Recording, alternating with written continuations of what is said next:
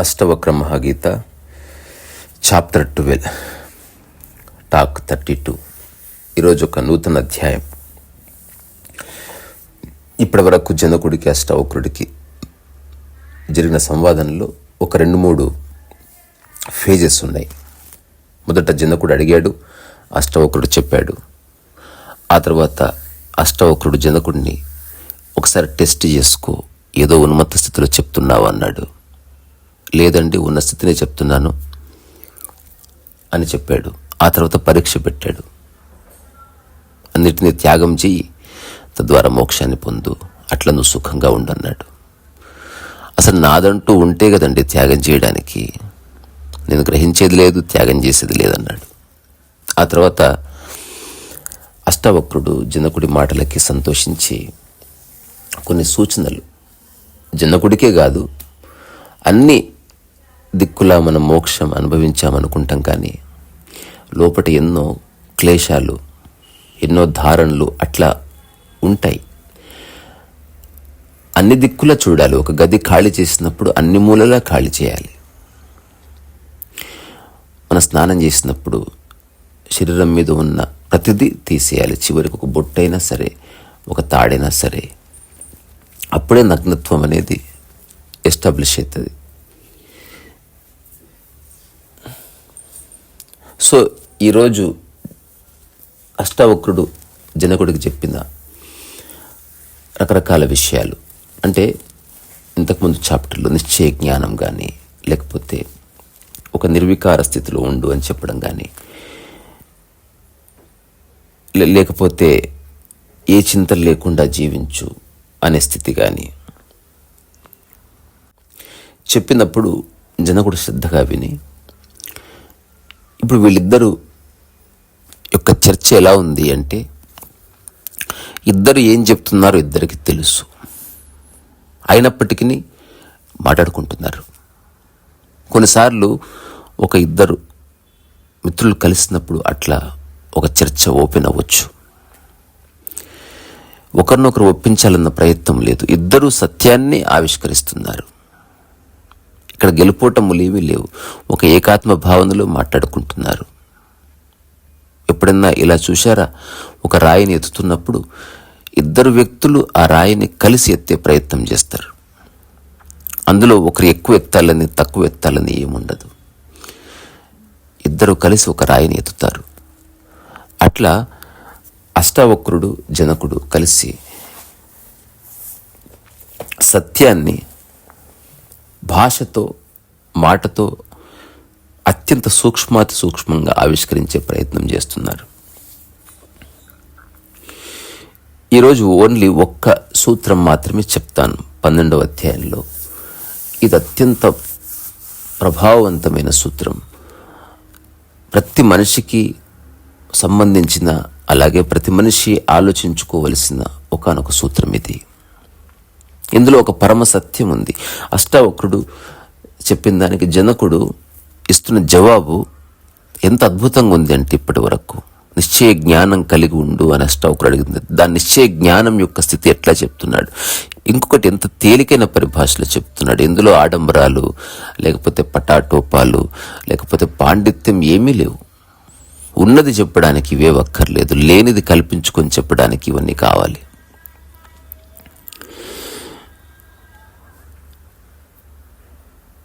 So జనకుడు అష్టవక్రుడితో ఏమంటున్నాడంటే, కాయకృత్య సహ పూర్వం తతో వాగ్విస్తరాసః అధ చింతా సహస్తస్మాత్ ఏవం ఏవ హమాస్థిత.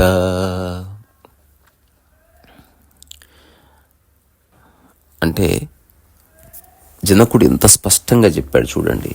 దీని సూత్రం యొక్క అర్థం ఏంటంటే, అష్టవక్రమునితో జనకుడు ఎట్లా అంటున్నాడు, ఆచార్యదేవ, శారీరక కృత్యాలు చేసి చేసి సహించలేక క్రమక్రమంగా త్యజించాను. తర్వాత వాచక జపతపాదులు కూడా ఇట్లానే వదిలిపెట్టాను. చివరికి చింతన, మానసిక సమస్యలు, కార్యాలు కూడా సన్యసించాను. ఈ కారణంగా ఇప్పుడు నేను సుస్థితంగా ఉన్నాను. స్థితముగా ఉండడం, సుస్థితముగా ఉండడం కొంచెం వ్యత్యాసం ఉంది. జనకుడు తన స్థితిని అద్భుతంగా చెప్పాడు. సూత్రం చాలా మహత్వపూర్ణమైంది, అందులో ఏ సందేహం లేదు. ఇప్పుడు దీనికి సంబంధించిన కొన్ని మాటలు. అసలు మనిషి పుట్టినప్పటి నుంచి ఏం చేస్తున్నాడు ఒక్కసారి చూడండి. అసలు మీరేం చేస్తున్నారు పుట్టినప్పటి నుంచి? ఇప్పుడు నేను చెప్తే మీ మనసులో నిజంగా మెదలొచ్చు, ఇదే కదా మనం చేసింది. నువ్వే కాదు, వింటున్న అందరూ, ఈ భూమి మీద ఉన్న ప్రతి ఒక్కరూ అలాగే చేస్తారు. కానీ సమస్య అంతా ఎక్కడొస్తుంది? రాను రాను ధారణల వల్ల వస్తుంది. పుట్టినప్పుడు ప్రతి మనిషి స్తనాన్ని పట్టుకుంటాడు. ఆ తర్వాత స్తనాన్ని పట్టుకొని కొంతకాలం తర్వాత స్తనాన్ని వదిలేసి ఒక బొమ్మను పట్టుకుంటాడు. ఆ తర్వాత బొమ్మను మళ్ళీ వదిలేస్తాడు. చుట్టుపక్కల వాళ్ళంతా నీతో పట్టుకోమని చెప్పి బలవంతంగా పట్టిస్తారు. ఆ తర్వాత బొమ్మ నాది అనుకుంటావు. కొంతకాలానికి ఆ బొమ్మను వదిలేస్తావు. ఆ తర్వాత ఇంకేదో పట్టుకుంటావు, దాన్ని వదిలేస్తావు. ఆ తర్వాత స్కూల్ పుస్తకాలను పట్టుకుంటావు, మళ్ళీ కొంతకాలం తర్వాత దాన్ని వదిలేస్తావు. ఆ తర్వాత రకరకాల విషయాల్ని పట్టుకొని వదిలేస్తావు. అయితే వయసు పెరుగుతున్న కొద్దీ కొన్నిటిని వదిలేయడం చాలా కష్టమైపోతుంది. చాలా వాటిని పట్టుకొని వదిలేస్తున్నావు. తిన్న తర్వాత ప్లేటు వదిలేస్తావు, దిగిన తర్వాత బస్సు వదిలేస్తావు. కానీ అట్లా పట్టుకున్న తర్వాత వదిలేయడం మర్చిపోయి అవి ధారణలుగా, అవి నమ్మకాలుగా, మూఢనమ్మకాలుగా మారిపోయి నువ్వు మెల్లగా బాధలోకి అడుగు పెడతావు. సో మనిషి యొక్క స్వభావం పట్టుకోవడం, వదిలేయడమే. కానీ ఇక్కడ సమస్య అంతా ఏమిటి? పట్టుకున్న తర్వాత ఎప్పుడు వదిలేస్తున్నావు అనేది సమస్య. పట్టుకోవడం తప్పు కాదు, ఎంత ఆలస్యంగా వదిలేస్తున్నావు అక్కడుంది సమస్య. సో కొందరికి 12 ఏళ్ళు పట్టింది, కొందరికి 20 ఏళ్ళు పట్టింది, కొందరికి జన్మంతా పట్టొచ్చు, కొందరు 100 జన్మలు తీసుకున్నా వదిలేయలేకపోవచ్చు, కొందరు తక్షణం వదిలేయచ్చు. చెయ్యి వదిలేయాలంటే మనసులో వదలాలి కదా.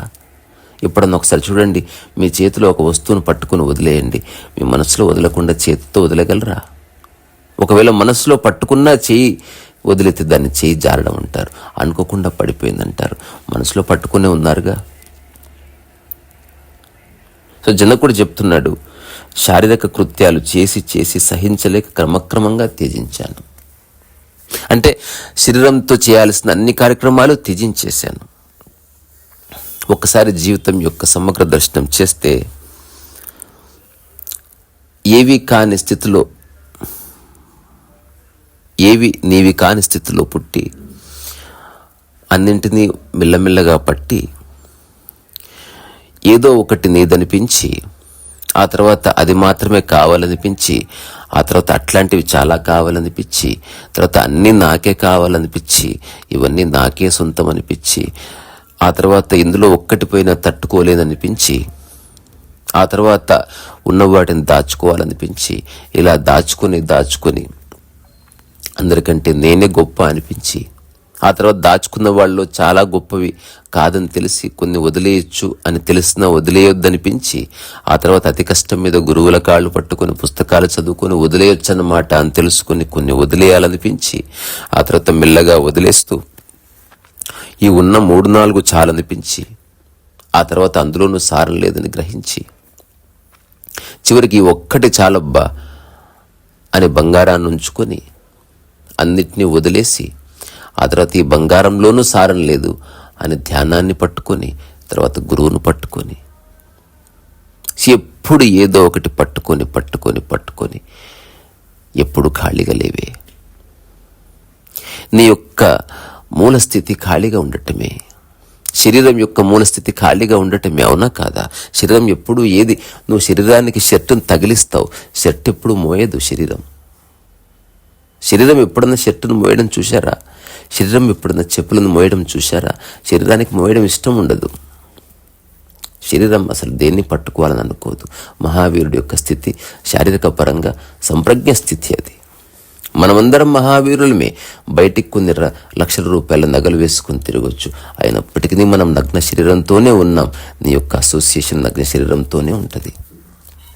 సో శారీరకంగా రకరకాల కార్యక్రమాలు చేసి అదంతా వ్యర్థం అనిపించి వదిలేస్తాం. ఇక్కడ ఒకటే, పట్టుకోవడానికి వదిలేయడానికి మధ్యన వ్యత్యాసం నీ యొక్క అవగాహన మీద ఆధారపడి ఉంటుంది. కొందరు చిన్నదాన్ని కూడా వదలలేకపోవచ్చు. నేను ఒకసారి చూశాను, ఒక 85 ఏళ్ల ముసలావిడ, మా ఫ్రెండ్ వాళ్ళ నాయనమ్మ, వాళ్ళ భర్త చనిపోయిన తర్వాత కొంతకాలానికి వాళ్ళ ఊరు వెళ్ళాను. సో అప్పుడు ఆమె ఊరికి దిగాలుగా కూర్చుంటే, ఏమమ్మా ఆలోచిస్తున్నామంటే చెప్పింది, కన్నీళ్ళు పెట్టుకుంటే వాళ్ళ ఆయన గురించి పెట్టుకుంటుందేమో అనుకున్నా, కాదు. సో వాళ్ళ ఆయన ఏదో ఒక బంగారు నగ ఎక్కడ పెట్టాడు చెప్పకుండా చచ్చిపోయాడు. తనకు ఆ బంగారు నగ అంటే ఇష్టం, అందుకని ఏడుస్తుంది. సో 85 సంవత్సరాలు వయసు వచ్చినా ఇంకా మనసు నుంచి బంగారం పోలేదు, ఇంకా ఏదో పట్టుకొని ఉంది. కళ్ళు సరిగ్గా కనబడవు, శరీరం సరిగ్గా లేదు, కానీ మనసు బంగారాన్ని చాలా గట్టిగా పట్టుకుంది. ఇప్పుడు ఆమెకు ఎవరు చెప్తారు సలహా వదిలేయమని? సో మనిషి పట్టుకోవడం తప్పు కాదు, త్వరగా వదిలేయడం. ఆధ్యాత్మికత యొక్క మూల సూత్రం ఇంతే. పట్టుకున్న దాన్ని వెంటనే వదిలేయి, పట్టుకో మళ్ళీ వదిలేయి, పట్టుకున్నట్లాగే పట్టుకొని ఉండకు. దాన్నే వర్తమానం అని చెప్తారు. నువ్వు తింటున్నావు, ప్రతిసారి తిను, చేయగడుక్కో. తినడానికి ముందు, తినడానికి తర్వాత, తిన్న తర్వాత ప్లేట్ గడుక్కో. లేచిన తర్వాత వెంటనే నీ దుప్పటి మడతేసి చాప చుట్టి పెట్టుకో. మళ్ళీ వచ్చిన తర్వాత చాప ఓపెన్ చేసి పెట్టుకో. ఎప్పటిదప్పుడే ఆధ్యాత్మికత.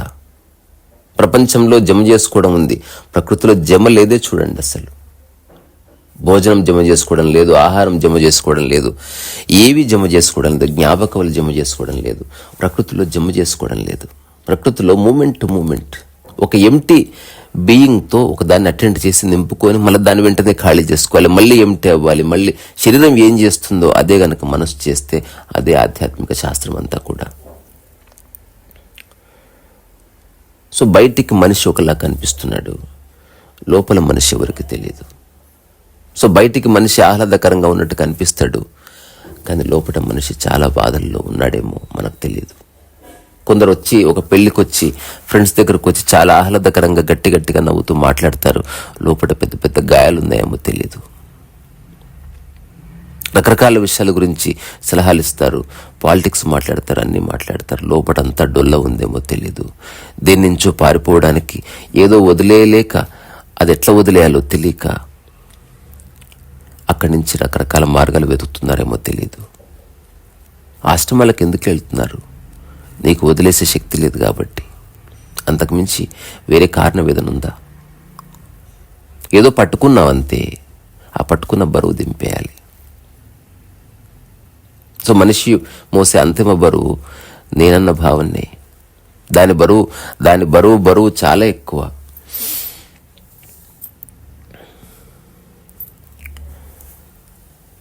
సో ఒకసారి ఈ మధ్య ఒక మిత్రుడు నా దగ్గరకు వచ్చాడు. అసలు ఎంత ఆహ్లాదకరంగా మాట్లాడాడు. ఎవరన్నా చూస్తే అనుకుంటారు అసలు he must be the most happiest man అని. కానీ నాకు చూడగానే తెలిసింది అతని లోపట ఏదో వేరే విషయం ఉంది. అది కప్పిపుచ్చుకోవడానికి అతను ఏదో చేస్తున్నాడు.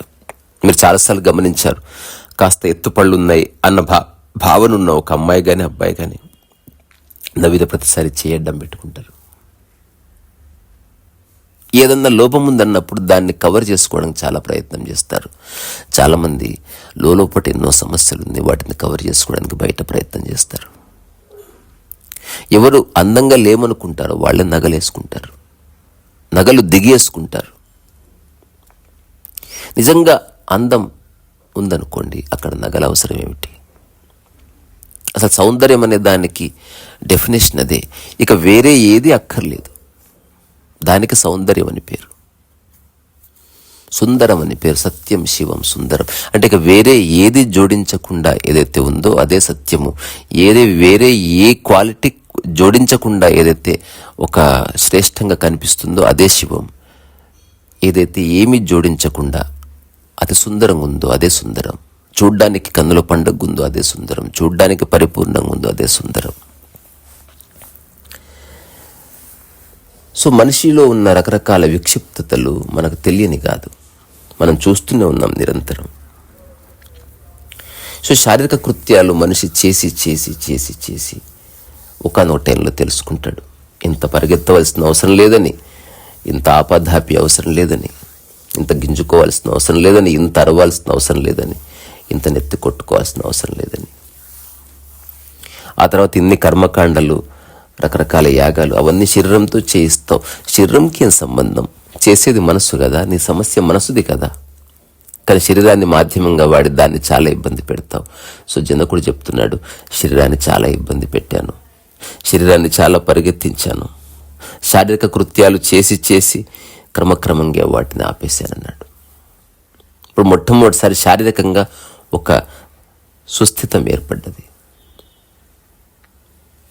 శారీరక పరంగా మొదటిసారి నేను పరిపూర్ణ లిబరేషన్ అనుభవించాను. Body is free now. ఆ తర్వాత జనకుడు ఏమంటున్నాడు, ఆ తర్వాత వాచక జపతపాదులు కూడా ఇట్లాగే వదిలిపెట్టాను. అంటే శరీరాన్ని పరిగెత్తించడం అవన్నీ ఆపేవు, కరెక్టే. మరి మాటలు మిగిలాయి కదా. ఈ 12వ అధ్యాయం యొక్క మూలం ఆత్మనిష్ట గురించి మాట్లాడుతున్నాడు. దాంట్లో మనస్సు, వాక్కు, కాయం గురించి మాట్లాడుతున్నాడు. సో జనకుడు అంటున్నాడు, శరీరాన్ని పరిగెత్తించడం, రకరకాల శారీరక కృత్యాలు చేయడం ఆపాను, దాంతోపాటు వాచక జపతపాదులు కూడా ఆపాను. సో శరీరంతో పెద్ద పని చేయించట్లే.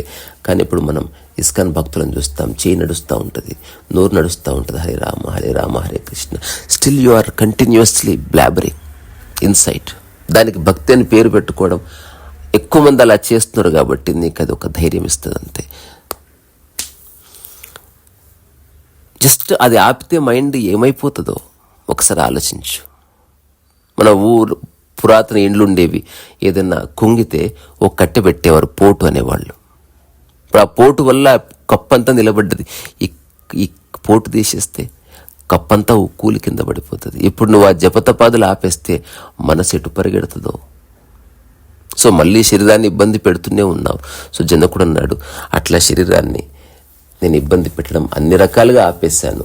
మొట్టమొదటిసారి అవసరం మేరకు శరీరం పనిచేయవలసిందే, ప్రకృతి ధర్మం ప్రకారం. ప్రత్యేకంగా శరీరంతో చేయించే పనులు ఏవి లేవని తెలుసుకున్న ఓ అష్టవక్రముని. కాయ కృత్య సగ సహ పూర్వం తతో వాగ్విస్తరా సహా. అంటే శారీరక కర్మలు మెల్లమెల్లగా అట్లా జపతపాలు వదిలేశాను, నిందాస్తుతులు అవన్నీ వదిలేశాను. ఎందుకు అంటే సారం లేదని తెలిసిపోయింది. సారం లేదని ఎప్పుడైతే తెలుస్తుందో తక్షణం వైరాగ్యం కలుగుతుంది. ఈ మధ్య ఎవరైనా ఇప్పుడు నా టాక్ వింటున్న వాళ్ళు ఒకసారి మీకు మీరే ఈ ప్రశ్న అడుక్కోండి. నేనే అడిగాను అనుకోండి, ఒక అనామకుడిని, ఒక బొమ్మ గురించి ఎప్పుడన్నా ఏడ్చారా? ఏదైనా రోడ్డు మీద వెళ్తున్నప్పుడు టాయ్ షాప్ కనిపించింది, నాకు ఈ టాయ్ కావాలని ఎప్పుడన్నా ఏడ్చారా? అలా ఏడ్చిన పిల్లల్ని చాలామందిని చూసాం. భూమి మీద పుట్టిన పిల్లలంతా టాయ్ కోసం ఏడుస్తారు, అందులో ఏ సందేహం లేదు. మీరు ఎప్పుడన్నా ఏడ్చారా? నాకు తెలిసి ఎవరు ఏడవరు, అసలు తలెత్తి కూడా చూడరు. చూసినప్పుడు, బొమ్మ దిక్కు చూసినప్పుడు మీ యొక్క మానసిక స్థితి ఏమిటి? అక్కడ ఉంది దాని యొక్క రహస్యం. మీరు ఇప్పుడు సంపూర్ణ వైరాగ్యంలో ఉన్నారు బొమ్మల పట్ల. అంటే మీకు అక్కర్లేదు బొమ్మ, అంతే. బొమ్మల షాప్లో మిమ్మల్ని కూర్చోబెట్టిన బొమ్మల పట్ల ఎలాంటి రాగము కానీ, విరాగము కానీ, వీతరాగము కానీ ఏమీ ఉండవు. ఆ క్షణంలో బొమ్మల పట్ల మీరు సంపూర్ణ ఆధ్యాత్మిక స్థితిని అనుభవిస్తున్నారు.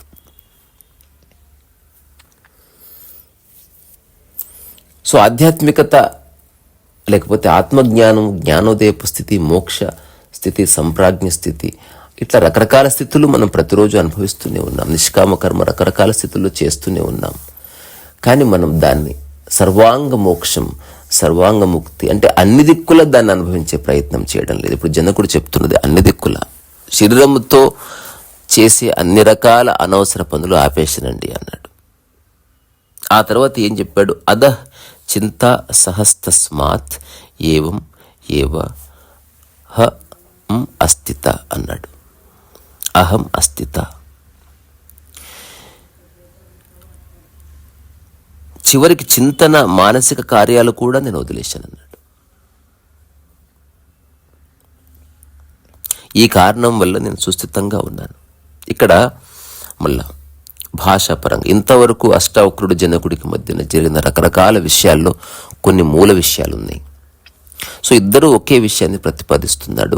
కర్త లేకపోతే ఇక మోక్షము లేదు, గ్రహించేవాడు లేడు, త్యాగం చేసేవాడు లేడు. సాక్షి అన్నది కర్త కాదు అనేది సారం. మరి ఇక్కడ సూత్రం ప్రకారం మనకిట్లా కనబడచ్చు. జనకుడు శారీరక మానసిక విషయాల్ని త్యజించినట్టుగా, ఇక్కడ విషయం తాను త్యజించడం కాదు, అవి ఆటోమేటిక్గా ఆగిపోయాయి అంతే. అంటే జరగడం వేరు, నీవు బై ఫోర్స్ ఆపడం వేరు. ఇప్పుడు సన్యసించడం అంటే నీవు సన్యసించాలి, నీవు ఉన్నావు అక్కడ. స్నానం చేయడం అంటే నీవు స్నానం చేయాలి, అంటే you become the prime reason for that act. అట్లా కాకుండా ఆకలిలో నీవు రీజన్ కాదు, భోజనం రీజన్, నీ ఆకలి రీజన్. నువ్వు ఓన్లీ దానికి సపోర్ట్ చేస్తావు. ఆకలి జరిగింది, నువ్వు దానికి కోఆపరేట్ చేస్తున్నావు, నువ్వు ఆకలిని క్రియేట్ చేయలే. సో జనకుడి యొక్క సారాంశం ఏంటంటే, ఈ దేహము, వాక్కు, మనస్సు వాటంతట అవే జరుగుతున్నాయి. అనవసరంగా నేను ఇంతకాలం ఇంటర్ఫీర్ అయ్యాను. మీరు ఎప్పుడన్నా ఒక వారం రోజులు ఊరికే అట్లా ఉండండి. అంటే చుట్టుపక్కల పుస్తకాలు కానీ, టీవీ కానీ, మొబైల్ కానీ ఏమీ లేకుండా పోనీ 2 రోజులు ఉండండి. అసలు బాడీకి వదిలేయండి. అసలు ఏం జరుగుతుందో చూస్తారా ఎప్పుడైనా? జీవితంలో ఒక్కసారి ఖచ్చితంగా చేయొచ్చు ఈ ప్రయోగం. ఊరికి అట్లా ఉండండి. ఇప్పుడు అడవిలో కోతి ఎట్లా ఉంటుంది, ఒక నెమలి, జింక అట్లా ఉంటుంది, పులి ఎట్లా ఉంటుంది. ఆకలి అయితే వెళ్ళి తినండి, ఫుడ్ పెట్టుకోండి రెడీగా. బట్ ఆకలి అయ్యే వరకు ఎదురు చూడండి. ఆకలి తీరగానే ఆపేయండి. ఎక్కడైనా కూర్చోవాలనిపిస్తే వెంటనే కూర్చోండి, పడుకోవాలనిపిస్తే అలాగే పడుకోండి. నిద్ర రాలేదు, లేచి కూర్చోండి. హఠాత్తుగా కాళ్ళు ఒత్తుకోవాలనిపించింది, బాడీ చెప్తుంది ఒత్తుకోండి. బాడీ ఇచ్చే సంకేతాలని దాని పట్ల మీరు ఎరుకలో ఉంటే అదొక నిరంతర కదలిక. మీరు చేసేదంటూ ఏముండదు. It's just something is happening. చెట్టు అట్లా గాలికి అట్లా కదులుతుందంతే.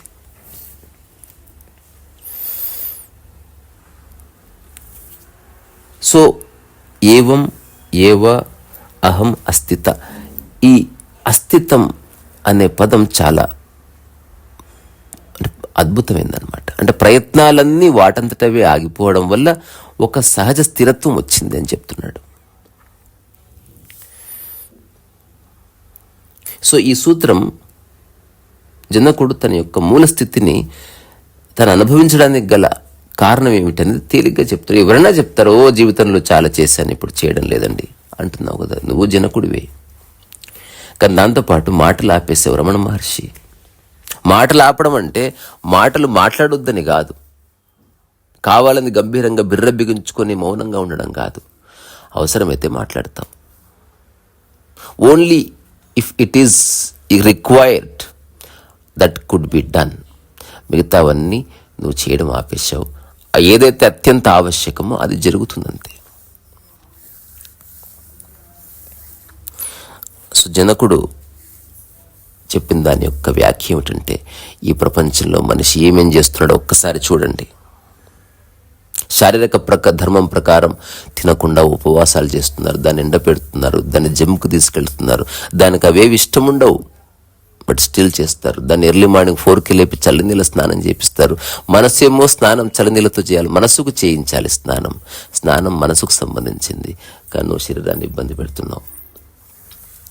ఆ తర్వాత పెద్ద పెద్ద హోమాలు చేస్తారు, క్రతువులు చేస్తారు. అదంతా మనసు చేయవలసింది, శరీరానికి సంబంధం లేదు. శరీరం నిర్దోషి, కానీ శరీరాన్ని చాలా ఇబ్బంది పెడతారు. సో శరీరం లిబరేషన్లోనే ఉంది, కానీ మనిషి తన మనస్సుతో దాన్ని కట్టేస్తున్నాడు. అట్లా జనకుడు ఎన్నో క్రతువులు చేశాడు రాజు కాబట్టి, ఎన్నో దాన ధర్మాలు చేశాడు, ఎన్నెన్నో కార్యక్రమాలు చేశాడు, శృంగారం చేశాడు, యుద్ధాలు చేశాడు, పట్టుకున్నాడు, ఇప్పాడు, ఏమేమో చేశాడు, ప్రదక్షిణలు చేశాడు. అట్లా శరీరాన్ని రకరకాలుగా శుష్కింపజేసుకున్నాడు. దానివల్ల అంతిమ స్వేచ్ఛ ఎప్పుడు అనుభవించాలి శారీరక పరంగా. ఇప్పుడు ఎవరైనా ఒక మెగాస్టార్ కానీ లేకపోతే ఒక సూపర్ స్టార్ కానీ బయట వాళ్ళు ఎలాగైనా ఉండని, ఒకసారి వాళ్ళ కంప్లీట్ డేని చూస్తే last couple of minutes or most important. ఇంటికి రాగానే రోజంతా వేసుకున్న ఆ యొక్క మేకప్ని అన్నిటిని విసిరి అవతల పడేస్తారు. శరీరం మీద ఉన్న బరువైన బట్టలు తీసి అవతల పడేస్తారు, నగలు పడేస్తారు, చివరికి బొట్టు తీసేస్తారు, చివరికి వాచ్ తీసేస్తారు. అదంతా ప్రపంచం కోసం పెట్టుకున్న బరువు. ప్రపంచంలో ఎవడు బయట స్టేజ్ మీద కనిపించినట్టు అందంగా తయారై బెడ్రూమ్లోకి వెళ్ళడు. నిజంగా బెడ్రూమ్లో నువ్వు ఎలా ఉన్నావో అట్లా నువ్వు రోడ్డు మీద ఉండగలగాలి. అది నీ యొక్క ఒరిజినల్ స్టేట్. రమణ మహర్షి అందుకే అంత గొప్పవాడు. ఇంకా చూపించేది నటించేది ఏమీ లేదు. ఇప్పుడు ఇంట్లో ఎట్లా ఉన్నావో బయట అంతే. ఇప్పుడు నేను కొంతకాలంగా స్టేజ్ మీద వేసుకునే బట్టలే, ఇంట్లో వేసుకునే బట్టలు, స్టూడియోలో వేసుకునే బట్టలు, బంధువులు వస్తే కలిసే బట్టలు, అన్ని బట్టలు ఒకటే. ప్రత్యేకమైన బట్టలు, ఇది పెళ్ళికి కట్టుకోవాలి, ఇది ఎవరిని చచ్చిపోతే కట్టుకోవాలి, ఇది ముహూర్తానికి కట్టుకోవాలి, లేకపోతే ఇది పుట్టినరోజుకి కట్టుకోవాలి, ఇది ప్రత్యేకమైన ఫంక్షన్ కట్టుకోవాలి. You are dividing your mind. So ఇట్లా రకరకాల చింతన కార్యక్రమాల నుంచి జనకుడు బయటపడ్డాడు, క్రతువుల నుంచి బయటపడ్డాడు. రకరకాల శారీరక ధర్మాలు ప్రకృతి పరంగా జరిగేవి కాకుండా మనసు వల్ల ఇంపోజ్ చేసిన రకరకాల కార్యక్రమాల నుంచి బయటపడ్డాడు. ఆ తర్వాత భజనలు చేశాడు, సంకీర్తనలు చేశాడు, ఆ తర్వాత పూజలు చేశాడు, క్రతువులు చేశాడు, హోమాలు చేశాడు. ఇవన్నీ చేసినప్పటికీ ఒక్కటి తనకు తెలిసింది, వీటి వల్ల ఏమీ రాదని. చేస్తున్నా అన్న ఒక ఈగో ఉంది, దానివల్ల నీకు వచ్చే పేరు ప్రఖ్యాతులు ఉన్నాయి, దానివల్ల నీకు కలుగుతున్న తక్షణ ఒకనొక అబద్ధపు ఆనందం ఉంది. కానీ తెలుసు, ఒక్కసారి గది వేసిన తర్వాత, లాక్ వేసుకున్న తర్వాత, బెడ్ మీద పడుకున్నప్పుడు, జస్ట్ ఇమాజిన్ నువ్వు అన్నదానం చేసావో లేకపోతే ఒక పెళ్లి చేసావు, ఎవరు అభినందించనే లేదు, పెళ్ళికి వచ్చి తినిపోయారు. నీ పరిస్థితి ఏమిటి? నీ యొక్క మూల ఉద్దేశం అందరి చేత మెప్పు పొందాలనే భోజనం పెట్టడం కాదు, పెళ్లి చేయడం కాదు. ఒక అమ్మాయికి పెళ్లి చేసేవాడి మూల ఉద్దేశం అమ్మాయి సుఖంగా ఉండడం కాదు, తన పరువు పోకూడదని అదంతా చేస్తున్నాడు. నిజానికి అట్లా తనకంటూ ఏ పరువు లేదు, లైఫ్ ఈజ్ గోయింగ్ ఆన్, ఎలా ఉంటే అలా పర్వాలేదు అనుకున్నప్పుడు ఏ అమ్మాయి అయినా ధైర్యంగా daddy I'm going to live with him అంటే ఓకే బెటా, చలో రైట్. ఇలా ఉండాలి సమాజం. దాని పర్యవసానాలు వాళ్ళు అనుభవిస్తారు. డాడీ అతనితో పడడం లేదు, అవునా, ఓకే రైట్. ఇలా జస్ట్ సరే అనగలిగితే ఏ సమస్య లేదు. జస్ట్ నీ మనోభిష్టానికి అగెనిస్ట్గా చేస్తున్నారు కాబట్టి నీ కక్షలు, కుట్రలు, కతంత్రాలు, ఏడుపులు, పెడబొబ్బలన్నీ. జ్ఞాని జస్ట్ సరే అంటాడు అంతే, బాత్ ఖతం. ఏమీ కాదు, అందరూ పోయేవాళ్ళమే. అంతలోపు ఒక వ్యక్తి ఏది నచ్చితే చేయని దాని పర్యవసనాలు తనే అనుభవిస్తుంది. తను ఇప్పుడు సరే అన్న తర్వాత వేరే వాళ్ళని బ్లేమ్ చేయడానికి లేదుగా. ఇంకొక మాట అనొచ్చు, నువ్వు ఏం చేస్తున్నావు సంపూర్ణ చేతనలో చేస్తే గనక సరే పో. సో ఇప్పుడు జనకుడు చెప్పేది ఏంది? కాయకృత్య సహ పూర్వం తతో వాగ్విస్తరా సహ అధశ్చింతా సహస్తస్మాత్ ఏవం ఏవ అహం స్థిత.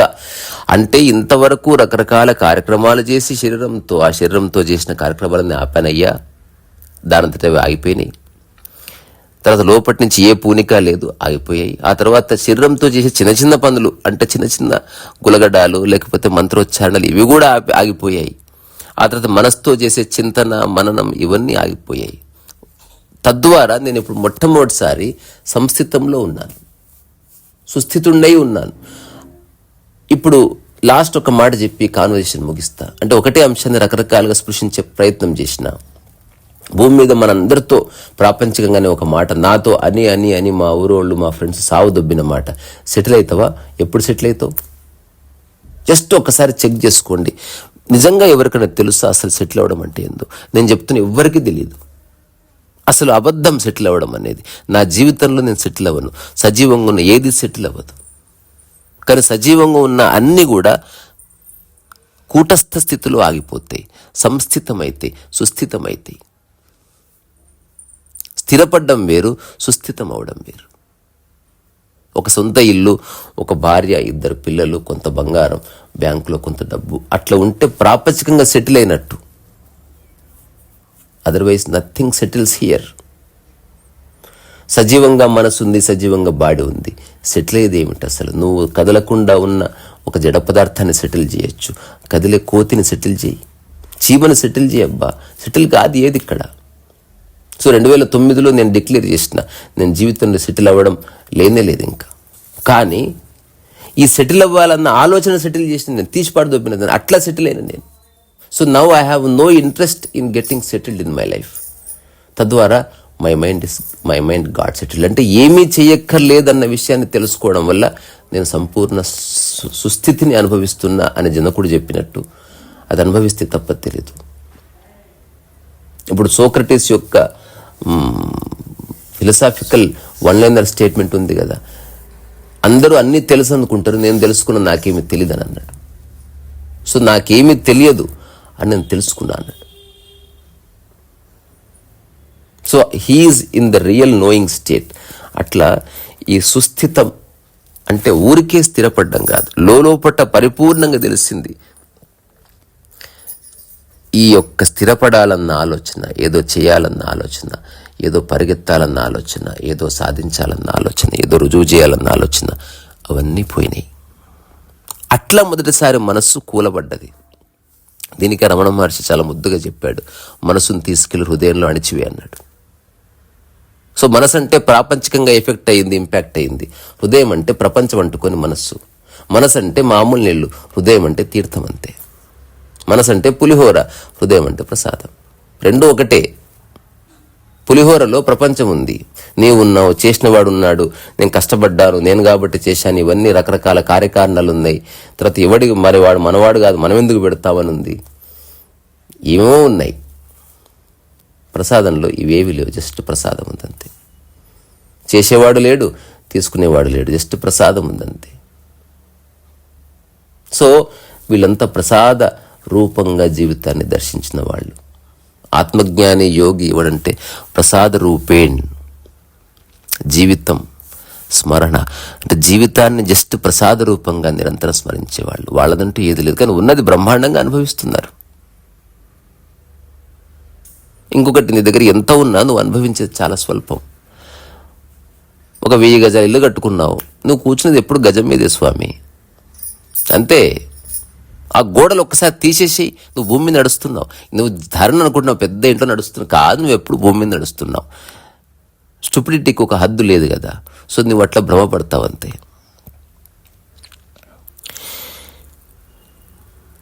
సో మళ్ళీ ఎక్కడ మొదలు పెట్టానో ఆ మాట చెప్పి ముగిస్తాను. చిన్నప్పటి నుంచి నువ్వేం చేస్తున్నావు? పట్టుకుంటున్నావు, వదిలేస్తున్నావు, పట్టుకుంటున్నావు, వదిలేస్తున్నావు. తల్లి స్థానాన్ని పట్టుకున్న నీవు వదిలేసి మళ్ళీ ఎప్పుడు పట్టుకోలేదు.